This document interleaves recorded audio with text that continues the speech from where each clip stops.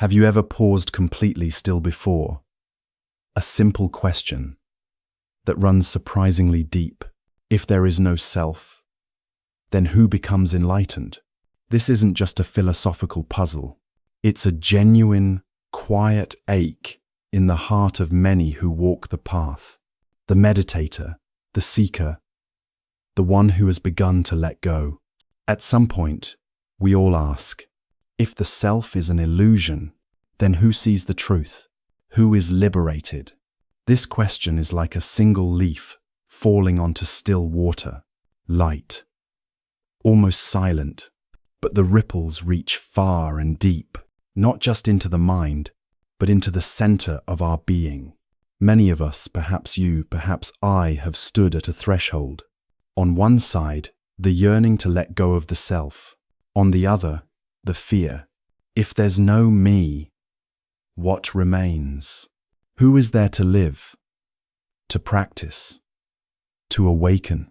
And yet, the wonder is this. The Buddha never asked us to erase ourselves. He gently invited us to look deeply into what we call self and to see whether it is truly as solid as we believe. And when we begin to look, not through thought, but through quiet presence, something begins to open, like the mist dissolving in the warmth of early sunlight. This reflection today is not about delivering fast answers. It is an invitation to linger a little longer with the question itself. If you're looking for a space of stillness, a place where the Buddha's deep teachings are shared, in the gentle breath of daily life, we welcome you to TT-Buddhism, a small corner of the internet, hoping to accompany you back to your own heart.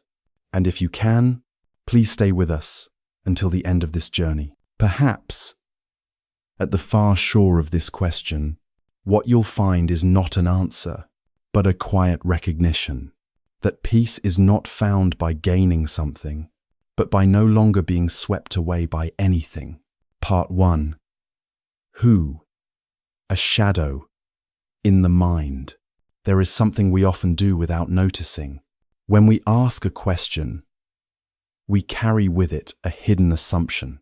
When you ask, if there is no self, then who becomes enlightened? You may already be assuming that there is someone, a real person, a stable I, traveling through the path of practice, moving step by step toward awakening. But if we look closely, this is not just a question. It is a mirror reflecting back the shape of the mind that asks it. It is a shadow cast by our way of seeing. We grow up immersed in the language of self. I am sad. I want to be understood. I must practice diligently. I need to be enlightened. Have I attained it yet? We believe we're asking a spiritual question. But more often than not, we are carrying with us the deep habit of clinging to a fixed me. In a profound discourse, the Buddha taught, there is no doer of deeds, no experiencer of results, only actions and the unfolding of causes and conditions. This does not deny karma or rebirth. It simply reveals that there is no central controller, no separate agent behind the flow of life. There is only a stream of processes, like a wheel turning due to its own momentum. If you've ever stood beside a still lake, you may have seen your own reflection on the water's surface. Sometimes it's sharp and clear. Sometimes it shimmers or dissolves with the slightest ripple. We are like that too. The thing we call self is just a reflection in the stream of consciousness. When the mind is still, the image seems real. But look deeper and you'll realize it's not something solid. It shifts with the light, the wind, the way we gaze. And interestingly, modern neuroscience is slowly arriving at a similar understanding. Research into the brain suggests that what we call the sense of self is not a fixed center, but rather a set of processes arising from multiple brain regions without a single self in control. Professor Anil Seth, a leading cognitive scientist, describes the self as a useful illusion, a mental model our brain constructs in order to function in the world. Meanwhile, more than 2,500 years ago, the Buddha gently pointed out, form is not self, feeling is not self, perception, mental formations, and consciousness, none of these are self. That which is not self is not me, not mine, and not who I am. End gloat. BD. By. End gloat. Imaginaire river. You know it's never the same from one moment to the next. It's always flowing, always changing. And yet we name it the Mississippi, the Mekong, as if it were a thing that stays the same.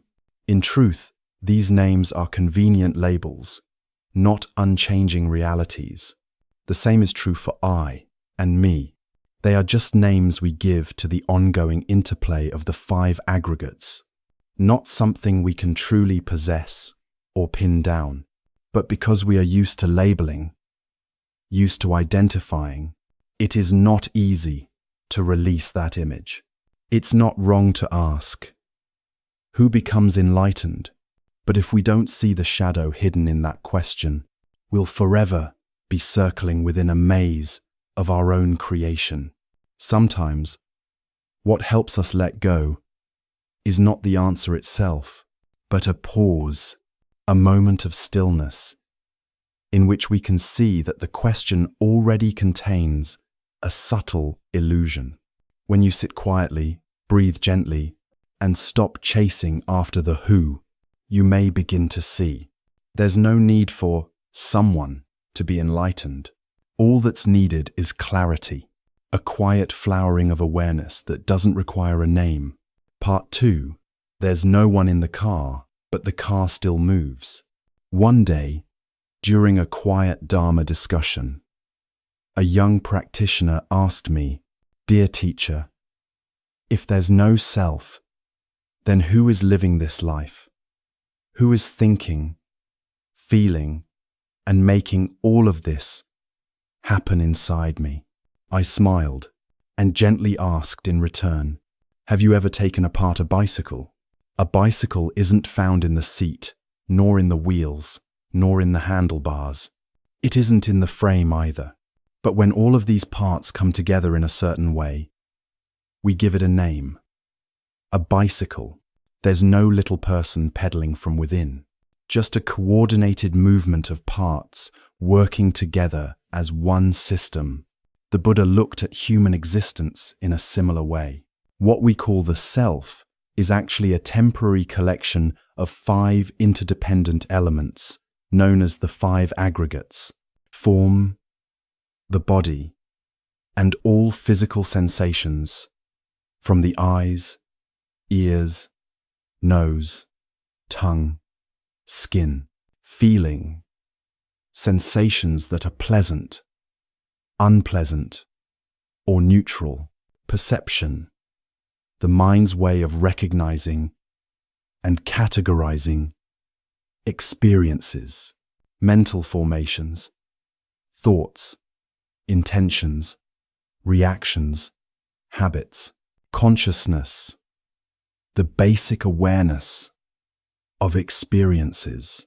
These aggregates come together and create what seems like a person, but really, it's only a moment-to-moment flow of conditions, not a fixed, separate being behind the curtain. Let's say you feel pain in your leg. That physical sensation is form. The ache that arises is feeling. Then your mind says, "Ouch, my leg hurts." That's perception. Very soon, a stream of thoughts might appear. What if it's serious?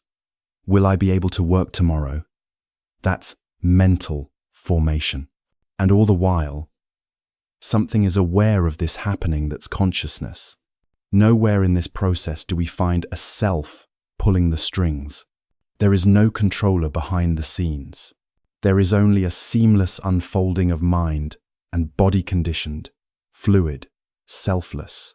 In the Dhammapada, the Buddha offers a poetic description of the 5 aggregates. Form is like a lump of foam.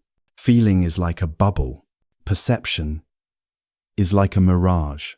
Mental formations are like a plantain tree. Consciousness is like a magic trick.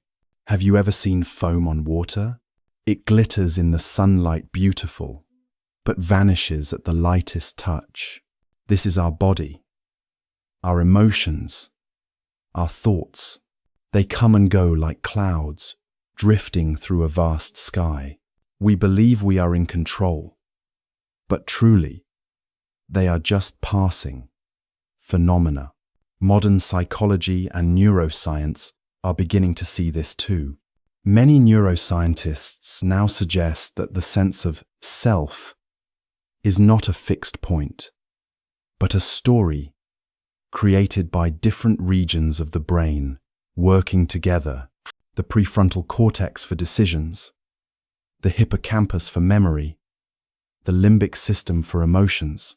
Together, they construct what we call I, a useful narrative, but not an independent entity. Professor Michael Gazzaniga, a leading brain researcher, once said, "The self is just a story the brain tells to explain what the body is already doing." This resonates so deeply with the Buddha's teaching. There is no one who acts, no one who feels, only actions and feelings arising. When we meditate on the 5 aggregates, we don't need to destroy anything. We simply learn to see clearly. None of these elements are me. None are mine. None are my true self. And when we see this truth directly, letting go happens naturally. There's no forcing, no fear. It's like sitting in a car and realizing that even without a driver, the car still moves, not because of magic, but because all the conditions are present. Wheels turning, fuel flowing, gravity, momentum. In that realization, we no longer need to force ourselves to be the one in control. We can become the peaceful passenger, the one who breathes in, breathes out, and smiles as life rolls gently along. Part 3. Enlightenment is not the goal of a someone. We often think of enlightenment as a personal triumph, a high summit to be reached through effort and will, a reward given to the rare few. Saints, sages, monks who have practiced for lifetimes. And if there are people who attain enlightenment, surely there must be a self who gets credit, who arrives at the destination. But the Buddha never described enlightenment this way. He didn't teach it as a personal achievement, but as a natural unfolding, something that arises when the right conditions come together. Just like a flower blooms when the soil is rich, the sun is warm, and the air is kind. He called this process dependent origination, the law of conditionality. In a well-known teaching, the Buddha said, "With this, that comes to be. From the arising of this, that arises. With the cessation of this, that ceases. Nothing arises independently. Nothing stands alone. Everything is a link in a great chain of causes and conditions. Even awakening is part of this natural process. There is no self that becomes enlightened. There is only the absence of ignorance, and in that absence, clarity appears on its own, softly, silently. Imagine the sky. The sun has always been there. It doesn't need to appear, but when the clouds part, the sunlight naturally shines through. Our mind is the same. When delusion clinging, and the illusion of self begin to fade, our awareness becomes clear and open. It is not that someone becomes a Buddha, but rather that our true nature, which was always present, is no longer hidden. In the Majjhima Nikaya, the Buddha said, when one sees rightly, that form, feeling, perception, mental formations, and consciousness are impermanent, unsatisfactory, and not self, then all ideas of I and mine fade away. This clear seeing is not something we force. It is not a dramatic moment of becoming. It is simply what happens when clinging ends. There is something subtle here. Enlightenment is not you seeing the light, but the light seeing itself, without passing through the lens of me. You do not need to become the one who awakens. You only need to stop becoming. No need to go far. No need to climb higher. No need to strive toward a spiritual identity.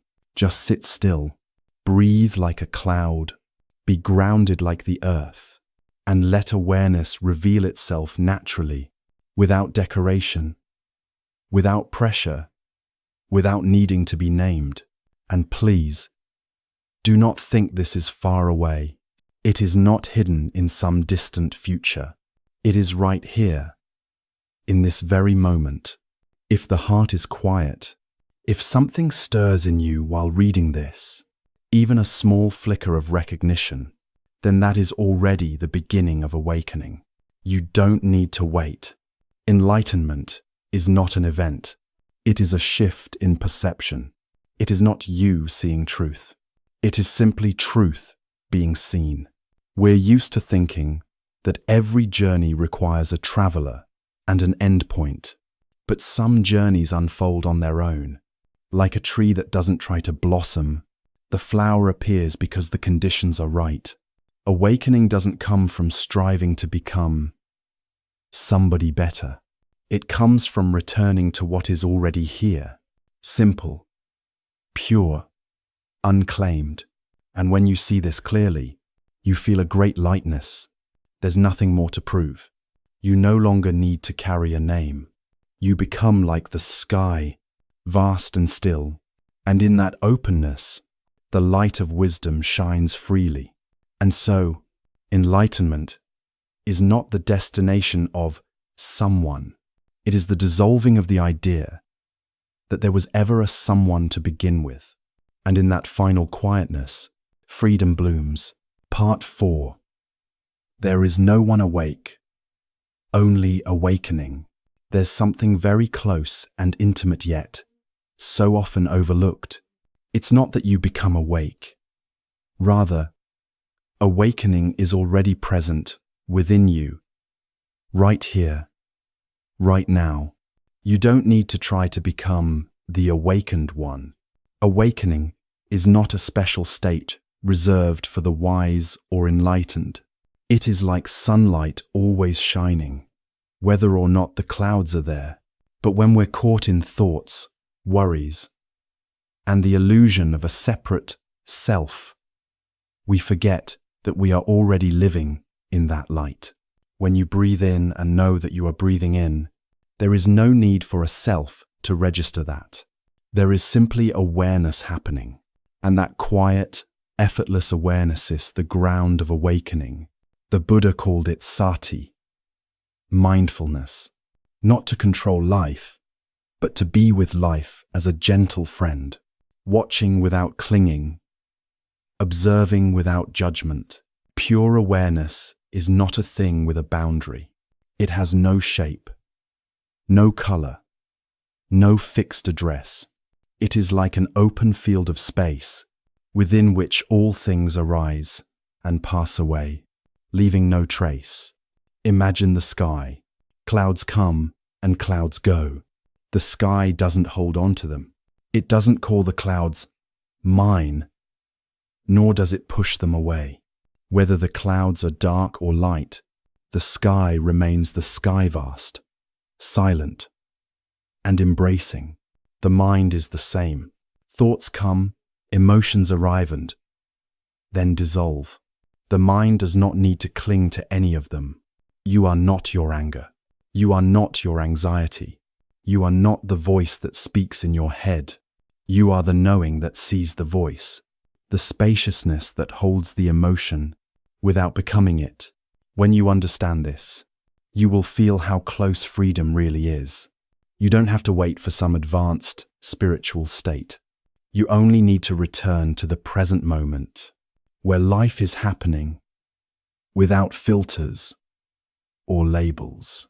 You don't need a self to see. There is just seeing. You don't need a self to live. There is just life expressing itself in the breath, in the bird song, in the morning light, touching your skin. A practitioner once asked me, "Teacher, how do I let go of this thought? It keeps coming back." I replied, "Don't let go. Just see it like seeing a bird fly across the sky. No holding, no pushing. Just watch, and it will fly away on its own." This kind of gentle observation without interference or labeling is the gateway to wisdom, because when there is no reaction, the mind becomes still like calm water, and in that stillness, the truth begins to reflect clearly. There's no need to analyze, no need to figure it all out. Just be fully present quietly, simply, atta. That presence, that stillness, is the ground from which insight arises. No one needs to make it happen. No one needs to own it. It reveals it's like a flower blooming without being picked. And then you will see. Awakening is not a state reserved for saints. It is always here, waiting for you to pause. Like sunlight that has always been shining, you only need to turn toward it, and the shadows will gently fade. You don't need to become awakened. You only need to realize that you've never truly left awareness. We forget, and so we think we're lost. We believe our thoughts, and we don't see the light already present. Sometimes a gust of wind is enough to remind us, a falling leaf, a bird's song, or just one deep, conscious breath. In that moment, there is no more self. There is only life unfolding freely, miraculously, and that is awakening. No one owns it. No one achieves it. It is simply what is, like the sky neither added to nor taken away. Part 5. No one awakens. Awakening simply happens. We've traveled through 4 contemplative paths. From the initial question, if there is no self, who becomes enlightened, to a deeper understanding of the 5 aggregates, to seeing awakening not as an achievement, but as a natural unfolding, and recognizing that awareness is already here. Now, returning to that first question, we may gently smile and say, there is no need for a someone to awaken. Awakening simply happens, like a flower blooming when spring arrives. As long as we still see a person who awakens, or carry the thought, I am the one who practices, then some veil still clouds our vision. Because the moment we say, I'm getting closer, I'm progressing, I'm almost there, we are still holding on to some subtle version of self. Only when the notion of, I am the one practicing, drops away, can reality be seen for what it truly is. At that point, you don't say, I see the truth. It's simply that truth sees itself, reflected in the still mirror of mindfulness. In one of his profound teachings, the Buddha said, there is no one who acts, there is no one who experiences. There are only phenomena arising and passing away. This doesn't deny lived experience. Rather, it reveals a way of seeing beyond the veil of self. Breathing still happens, thinking still happens, feelings still arise, but they are no longer owned. There is no longer a self doing any of it. Only life unfolding naturally, as gently as the wind, as clear as a raindrop falling into a calm lake. Consider a tree. It does not strive to bloom. It doesn't set goals. I must flower next week. It simply lives in harmony with its nature, rooted in the earth, receiving sunlight, drinking water, standing quietly in the breeze. And when the time is right, the blossom appears, effortlessly, without planning, without applause. In the same way, liberation is not something we gain through effort. It is the natural result of living in alignment with the Dharma, with truth, like water flowing downhill, like clouds drifting through the sky. On the path, we sometimes carry too many goals. I must become peaceful. I need to achieve insight. I have to reach enlightenment. But the more we chase them, the more we miss the simple truth already here. Awakening is not a spiritual trophy. It is already present like breath, entering and leaving the body. We only need to stop reaching, and we will see that we never left it. This letting go is not passivity. It is the deepest kind of mindfulness. You still care for your family. Do your work. Walk the path, but without the weight of a self carrying it all. You live like a river flowing through the forest, not because it needs to be somewhere, but because flowing is its nature. Someone may ask, then should I still practice if there's no self to awaken? The answer is yes, but not to get anywhere. You practice to see clearly, not to become someone else, but to realize you never needed to. Practice is to shed what is not you, to loosen each layer of ego and striving until nothing remains but simple, lumineux présence. To practice is to live truthfully, to breathe with gratitude, to listen to the rain without thought, to watch a thought rise and smile as it passes. No achievement, no recognition, no identity to defend, only presence lived fully, and that is liberation. In this way, liberation is not something I achieve. It arises when there is no longer an I needing to achieve anything. No one awakens. There is only awakening unfolding, like fragrance emerging from a flower in bloom, like the sun shining when clouds dissolve. And in that moment, you don't need to do anything. Just be there, softly, like a breath, and realize freedom was already here. By now, the question, if there is no self, then who becomes enlightened, may no longer need the kind of answer we thought it did. Because when we look deeply into the nature of reality, into impermanence, non-self, and dependent origination, the question itself dissolves like mist in the morning light. We no longer need to imagine someone who becomes enlightened. We no longer need to protect a fragile self that must improve or attain. And we no longer need to strive to become a better practitioner, because in the simplicity of this very moment, when we breathe and know we are breathing, when we walk and know we are walking, when we gently let go of the stories we carry, freedom quietly begins to reveal itself, without effort, without destination. It's not because we achieved something extraordinary. It's simply because we have stopped clinging long enough to come home to this breath, this step, this life that is already enough. You may be living in the middle of many responsibilities, work, family, expectations, and unfinished dreams. You don't need to abandon it all to search for enlightenment far away. Maybe you don't need to change anything at all.